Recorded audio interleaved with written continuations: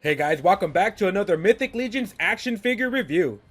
Today we're taking a look at one of the larger figures of the wave, the Ogre scale Demon Lord, Azahazzar. Featured in a large cardboard box with a plastic window displaying the large figure inside. Just like the rest of the series, we have artwork featuring Poxxus with a few small pictures of other figures in this wave, and a short paragraph on the world of Mythic Legions. On the side we have a section of the box dedicated to the lore of Azahazzar and a small picture of the character. Ogre-sized figures come in a cardboard box that still requires nothing to tear to remove from the box, it'll just easily slide out. Although to secure such a large and heavy figure to the plastic trays, it's tightly locked down with multiple uses of plastic ties that will need to be cut to release the figure. Azahazzar, the cold-hearted legendary Demon King of the Netherrealm, who is said to be even feared by other demons. It was only until he was summoned into the mortal realm by the lich god Poxxus that the world of Mythos would have to face the Demon King himself. Although as a side effect of the summoning, Azahazzar was split into two lesser demons, Azhar and Zazhar, each gaining half of the power of the Demon King.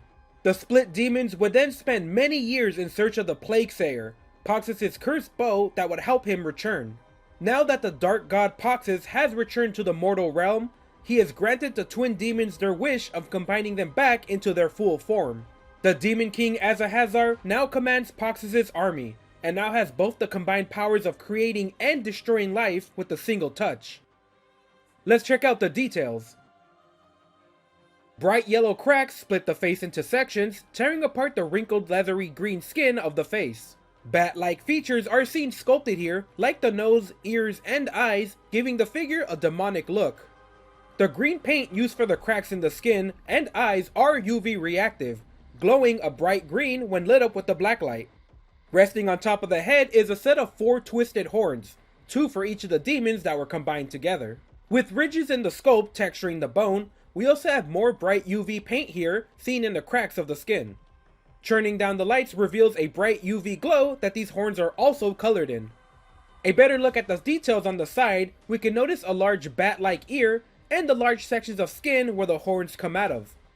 Looking at the back of the head, we can see the remaining cracks from the face wrap around to the back, and a better look at the horns sticking out of the flesh of the head. As with the rest of the head, the cracks and horns also glow brightly with UV light. More of those large cracks are painted into the skin of the chest, with the dark green skin here getting lighter towards the center of the body. Muscles, wrinkles, and leathery skin textures can be seen detailed here. Like the cracks on the face, the cracks on the chest will also glow when lit up with UV light. On the back we have a set of shoulder armor pre-installed, a dark steel colored blades of armor attached to each other with purple colored edges. Underneath we have more muscles sculpted into the back of the green leathery skin.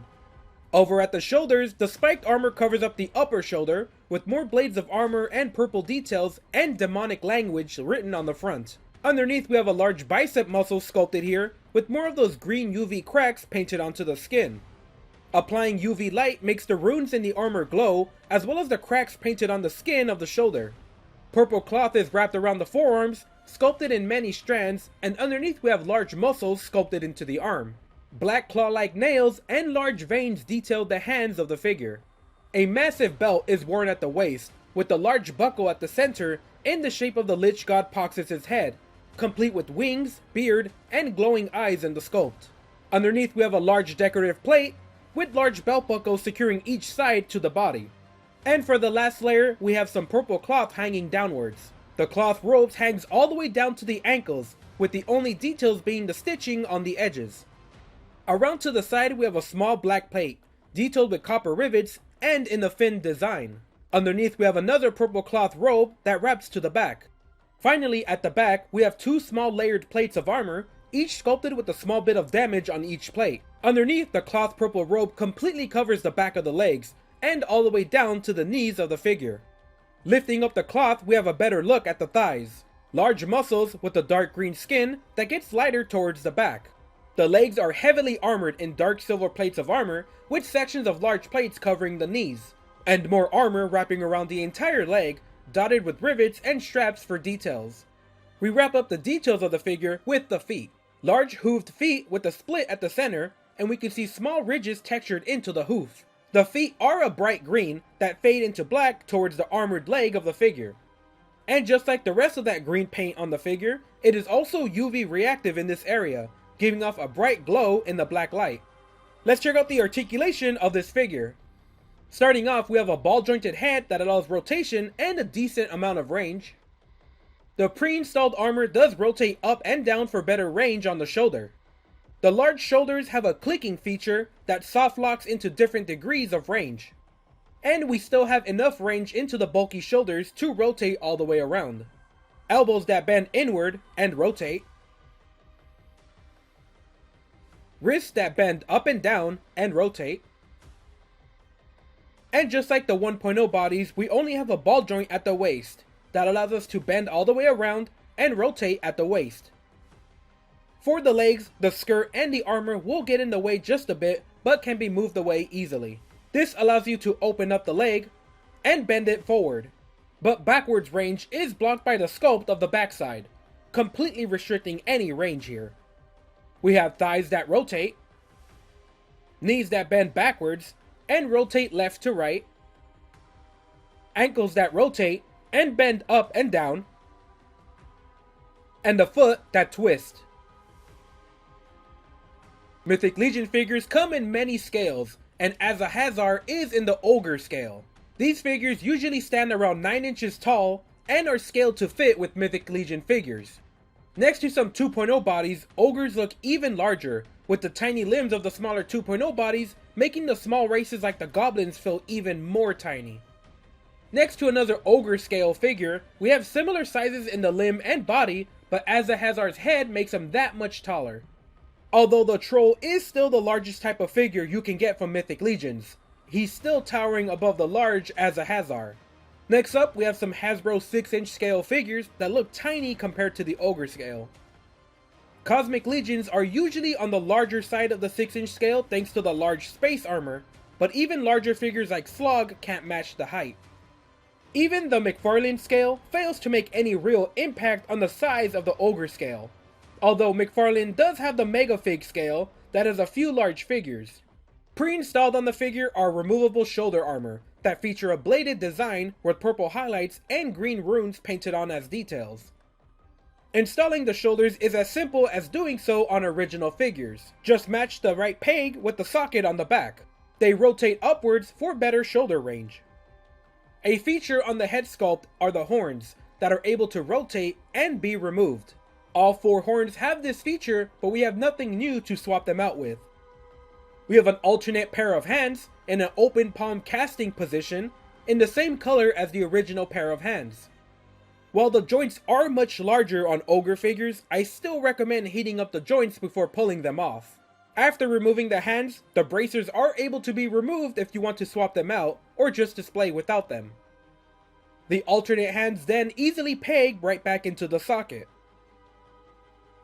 We get a transparent green flame effect. Each are made of a soft plastic and have a small cut in the sculpt to let them flex a bit. The fire can be installed into the hands by easily sliding the sculpt into the hands, where they will be held into place. You can see that each flame was specifically sculpted for each different hand. With the flame installed, you can now socket both of the hands, completing the demon fire effect. We have a very large staff that comes in 2 parts. You can socket both of them together to complete the entire staff. And the staff topper with the yellow and purple orb held into place by insect legs seen on the Lich God Poxxus. Attaching the head to the staff completes the look of the Puzzle Heart staff. Azahazzar is an impressive figure that throws its large size around very well.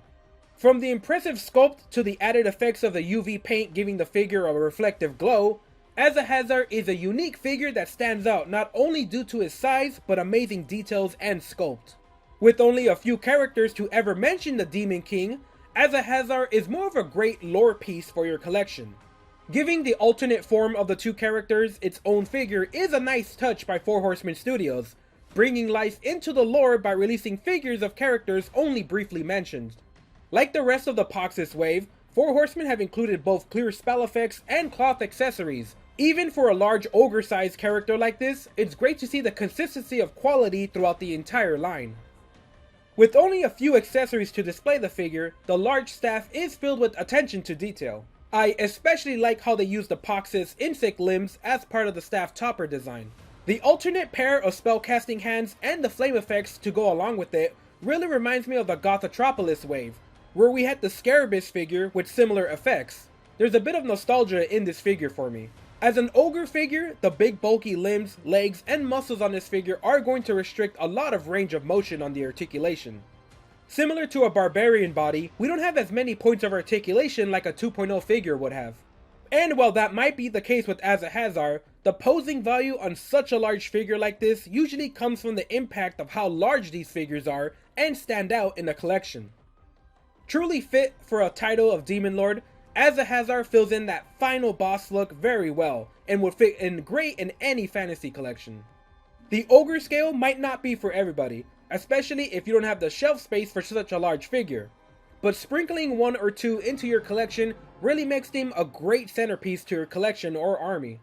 A unique looking demon with the secret UV glow effect, Azahazzar plays both an important role in the lore and is one of the few ogre figures released. It's definitely a standout figure that anyone would appreciate.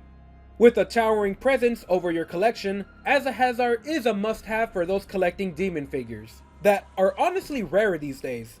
It's a great figure that's going to have a lot of collectors regretting they passed them up. Alright guys, that's it for this review. Leave a comment letting me know how you like this figure, subscribe or share this video with your friends to help out the channel.